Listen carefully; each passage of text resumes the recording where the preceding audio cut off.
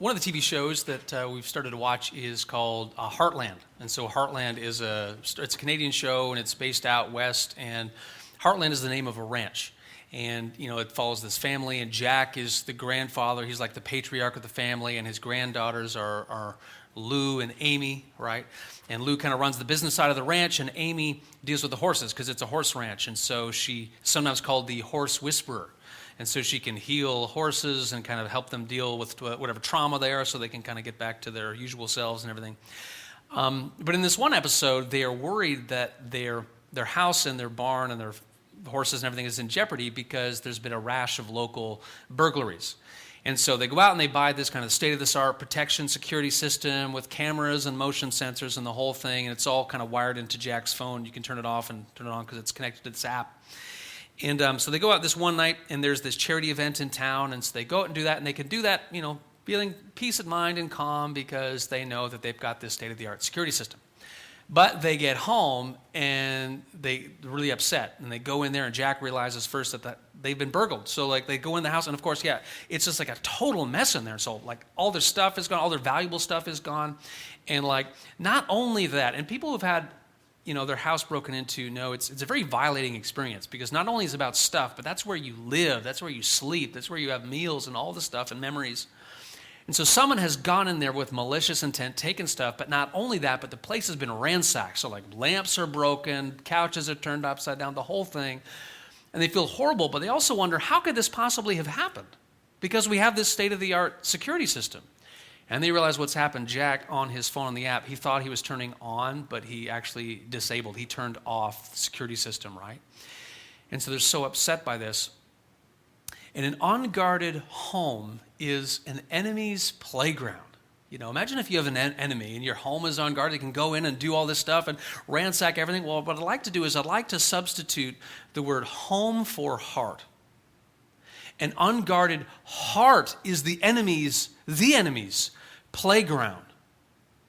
But a guarded heart is God's. And the reason I start like this is because, as I've been saying, we're standing, gazing out on the horizon of another 12 months in a year in which uncertainty seems like the only certainty. But of course, that might seem to be the case, but it's not the case because God is certain. God is the same yesterday, today, and forever. So we need to tether ourselves to Him. And one of the ways we do that is to guard our hearts in Him.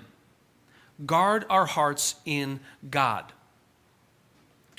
The way to keep yourselves from being knocked off center is to be properly centered.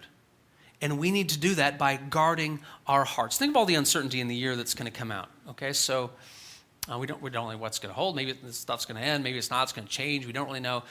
In the midst of the uncertainty, who are you going to be in the midst of your most significant relationships? In the midst of this uncertainty, who are you going to be so that you can have a balanced or a positive state of mind? In the midst of this uncertainty, how is Jesus going to use you for His good purposes? Okay? We need to guard our hearts to ensure that we can be at our best to face whatever faces us in the coming year. So to do that, we're going to open the Bible to Proverbs 4 and explain a few things about the book of Proverbs. Proverbs is one of those ones, it's right after the Psalms. And Proverbs are really short sayings. They're short sayings that convey big truths. And they're very compact. They're short. A communicator named Andy Stanley says that memorable is portable. Memorable is portable, meaning that you carry it with you. So this was especially important in the ancient world because a lot of people couldn't read. Certainly not to the degree to which people can read now. So memorable is portable. So if you know something, if it's short enough to memorize, you can carry it around with you, metaphorically speaking, and you can summon that wisdom to apply to your life whenever you happen to need it, right? And even in our society at large, there's just general proverbs like father, like son, or an apple a day keeps the doctor away, right? These are little truths. Okay, if we eat well, we're less likely to have health issues. So these are little proverbs out there in the wider world. But in the Bible, what are these proverbs focused on? Well, they're all about revering the God of wisdom and then living wisely. So don't live in foolishness, but revere the God of wisdom, learn from him, and then live wisely as a result. So that's really the kind of the high-level focus of the Proverbs. So we're in chapter 4, and we're going to begin at verse 20. I'm reading from the New International Version. It starts like this: "My son, pay attention to what I say. Turn your ear to my words." So my son, who's talking? Well, this is King Solomon who is talking. Now, King Solomon didn't write all of the Proverbs, but he wrote many of them, and we're told that in chapter 1. And so he's writing to his son, but not only is that wisdom for his son, but also, by extension, to the rest of us. So all of God's children, my son, pay attention to what I say. Turn your ear to my words. Literally, incline your ear to me. So imagine being in a noisy room, a dizzying room, and it's so loud and it's hard to make out. You really got to lean into someone to hear what they're about to say. That's what Solomon's speaking to his son, and through his son to all of us. "Do not let them," my words, "out of your sight. Keep them within your heart." Now, that's about having God's words internalized within us. Keep them inside of you, within you, right? Digest food, sure, but digest God's words all the more. Why? Verse 22, "For they are life to those who find them, and health to one's whole body." In other words, God's teaching has an impact actually in who you are and how you live. These words, godly words, are medicinal. Why? Because they come from the great physician himself. And then verse 23, which is the key verse in these 8 verses we're looking at today. "Above all else," and that's kind of the key to us that we're supposed to pay particular attention, "above all else, guard your heart, for everything you do flows from it." Guard your heart, for everything you do flows from it. So let's pause on that for a second, since this is the theme verse. So what is being spoken about? Well, heart, guard your heart. Well, just have to name the fact that heart is being spoken of metaphorically, right? So he's not talking about a muscle which pumps blood. He's talking about something more. Now, when we talk about a heart today, we talk about someone speaking our heart language or tugging at heartstrings. So quite often we use heart as a metaphor for our emotions or our feelings, and sometimes in a romantic sense, right? There's a little heart symbol that means kind of romance or love. And although those things aren't excluded from the biblical idea, it is more comprehensive. It is also, you know, in the mind of the biblical writers, it's also the place of thinking. It's the place of priorities. It's your inner self. So above all else, guard your heart, guard your inner self, guard who you truly are, your thinking, your emotions, that place where you set your foundational priorities. So guard your heart. So not only does that help us to know what is being talked about when it says heart, but also what we're supposed to do. We're supposed to guard our hearts. I remember seeing this, the pilot movie for Little House on the Prairie. And this is before they get to Plum Creek and Walnut Grove and the whole thing. So this is like on the journey there. So they had initially settled in this other location, and they built this little cabin. And it was like one room, very simple log cabin. But it was so early in the construction that the walls were there, but there was no windows and no door. And so there's just a blanket hanging over the door where the door would soon be hung. And in the middle of the night, the middle girl, Laura, gets up and notices her pa, Charles, is not there. And so she comes outside, and he's like, shh. And he's kneeling right in front of the door, where the door is supposed to be, kneeling there quietly with his gun. He's like, shh. He's guarding the cabin. Now, why? Because there's a pack of wolves circling the cabin like this. Right? And if he wasn't doing that, these wolves could just come right into the front door of his cabin and devour everything that is most precious to him. And I think that's a helpful illustration to us, because we need to have a similar posture when it comes to our hearts. And if we aren't guarding them, something can come in and devour all that is most precious to us. And then it also says why we are to do this. Well, for everything you do flows from it. Everything you do flows from your inner self, who you are, that place of thinking and emotion and priorities, right? And so just like a stream or a brook or a river kind of traces back, in many cases, to some sort of spring, so do our actions and the things that we do trace back to what's going on in the very inside of us, in our hearts. A couple years ago, I was giving a sermon on a similar topic, and I did a little object lesson, and I had a cup of water, half full here, and I invited Jen to come over, and I said, just kind of give me a little nudge, kind of push me a little bit. And she goes, like, what is going on? You remember this? Yeah. And anyway, she just nudged me a little bit, and so the water didn't spill. I said, okay, now really kind of shove me like you're upset or something. And she's like, are you sure? Anyway, yeah. So she really shoved me, and of course the water spilled all over myself and all over the stage, right? And that was an illustration of the fact that the stuff that is in us when we are under pressure or we feel like we're going through a bump in the road in life or something, just, gosh, it spills out of us. What happens to be in there? And that just speaks to us the importance of making sure we guard our heart to make sure that we are being very deliberate and intentional about what's going on, our thoughts, our attitudes as we set priorities, because sooner or later it's going to come gushing out. And so verse 23, I've said, is kind of like the central theme verse. And now the next couple of verses, which brings us to the end of the text for today, these are indications to us or suggestions to us about how to guard our heart, okay? Verse 24, keep your mouth free of perversity. Keep corrupt talk far from your lips. Okay, so this is about how we speak.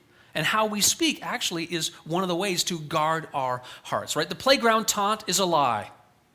Sticks and stones may break my bones, but names will never hurt me. It's a lie. We all know it's a lie. Of course, it's not true, right? James 3:18.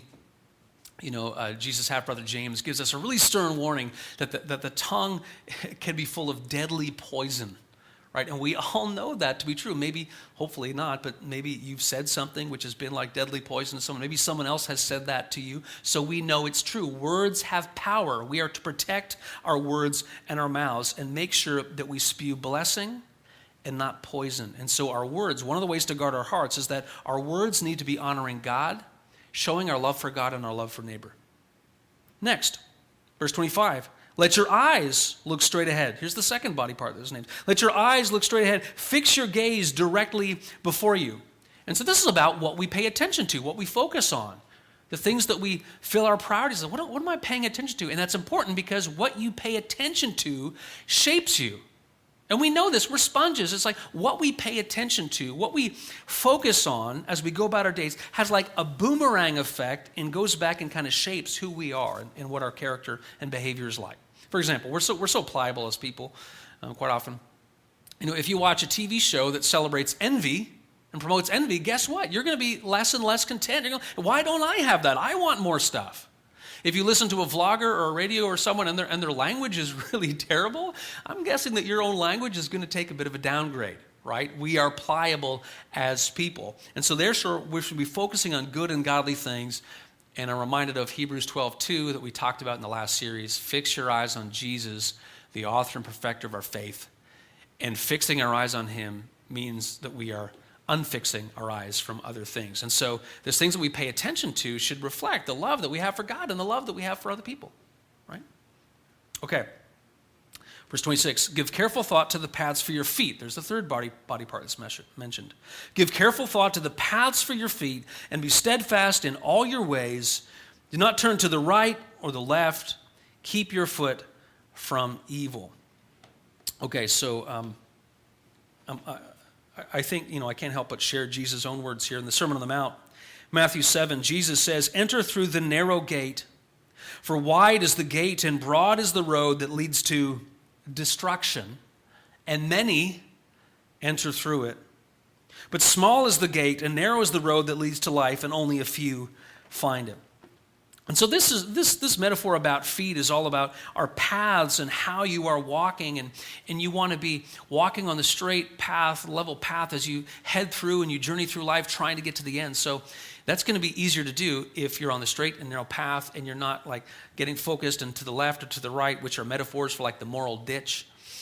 And we want on that even ground.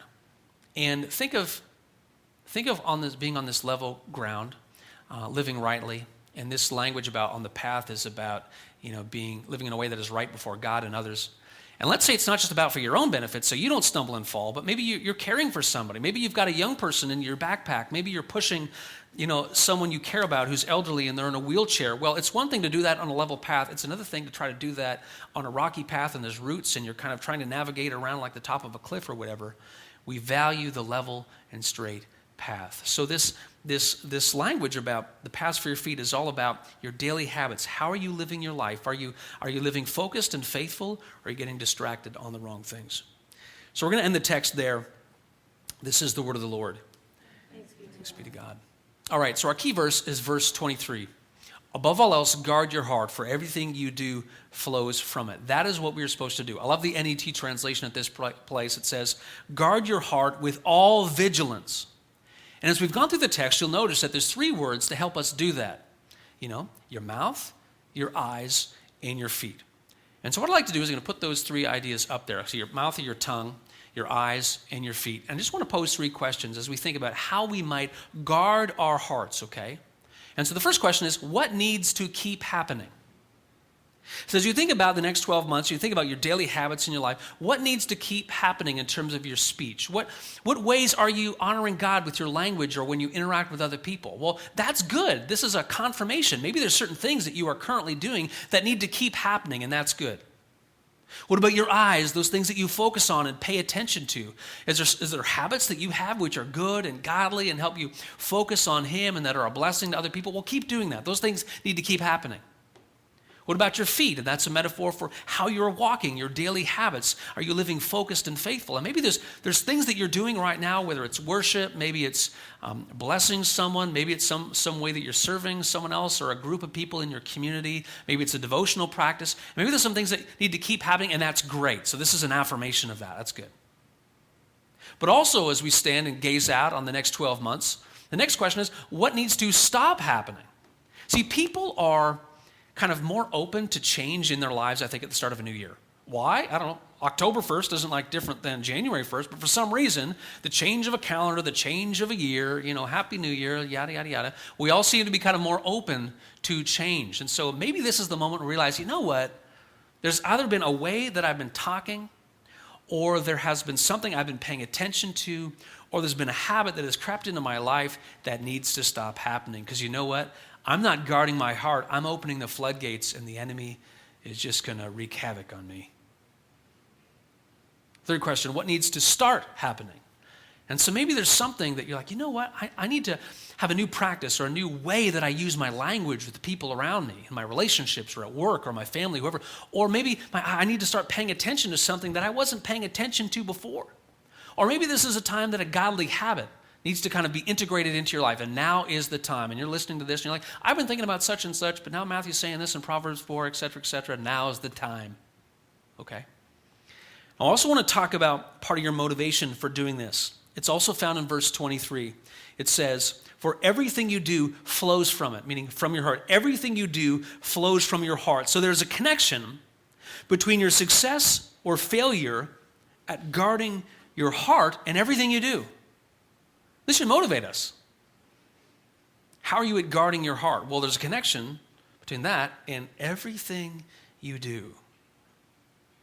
So, I want to ask us a couple other things. In a year of uncertainty, what kind of a person are you going to be in your most significant relationships? Because none of us know what the year's going to hold. Right? There's going to be some ups, some downs. Let's hope there's more ups than downs. You never really know, right? But regardless of what we experience, you are going to be dealing with those things with people in your most significant relationships. So who are you going to be in your most significant relationships? And we need to think about this because when we are tired and weary and frustrated with the world as we are right now, we don't tend to naturally be at our best. And so guarding your heart, being vigilant about guarding your heart consistently and proactively, protecting it and shaping it in your attitudes and in your priorities is going to better position you to be at your best in your most significant relationships. Next one, what is your state of mind going to be like in this year of uncertainty? State of mind is so big, it's so important. I want you to be in a good state of mind. I want to be in a good state of mind. I want my enemies to be in a good state of mind. A good state of mind matters. We want this for whatever we're going to be dealing with. And so what I'm saying is that when you are vigilant at consistently and proactively protecting and shaping your attitudes and priorities, you are better positioned to have a good state of mind. The next one, how is Jesus going to use you for his good purposes? See, when you read through the Bible, things aren't peaceful and wonderful all the time. You read through trial, hardship, persecution, war, like all these things. This is life. It's difficult. And there's never a passage which says, okay, you're going through something tough, pause, forget about God, pause, you don't have to love your neighbor, pause, forget about prayer, forget about blessing people, forget about being the hands and feet of Jesus. That pause button doesn't exist. And so in this year, whatever it's going to hold, Jesus is still going to be summoning us to serve his good purposes. And what I'm saying in this is that if you are proactively and consistently protecting and shaping your attitudes and priorities, you are going to be better positioned to be more open to what God's going to do through you in the coming 12 months. Guard your heart with all vigilance. An unguarded heart is the enemy's playground, but a guarded heart is God's. So I started off by saying that thing about Heartland, and they had, the house was unguarded, ransacked. Let me give you a bit of a contrast story. November 2013, a man went into a bank in South London. This is London, England. And to rob the bank, masked, the outfit, the gun at the teller, give me all your money. That's how it happens, apparently. And really scary situation that, but, on the afterwards, you can see, because this is on YouTube, you can see the security camera for the bank there. And beside there's this guy at the next teller over, James Rowley. And he's standing there, and he's watching this all go down, and he notices, and he's like, wait a second, that's a plastic gun. It's not a real gun. And so he waits for the person to have some money and runs out of the bank. And you can see this on the film too, at least until he gets outside. He rips off down the stairs. He slams over there, looks around what direction this guy. He runs down, tackles the guy, pins him down, calls out. Someone calls the police. They come and arrest the guy. There you go. James Rowley, he was given a financial reward, obviously, and a commendation from the police as well. And that bank was guarded in ways that I didn't even realize. And the reason I say that is not only because it is an example of vigilant guardianship, but because what is in your heart is more valuable than anything in the world's biggest bank. Guard your heart with all vigilance. An unguarded heart, my friends, is an enemy's playground, but a guarded heart is God's. Amen.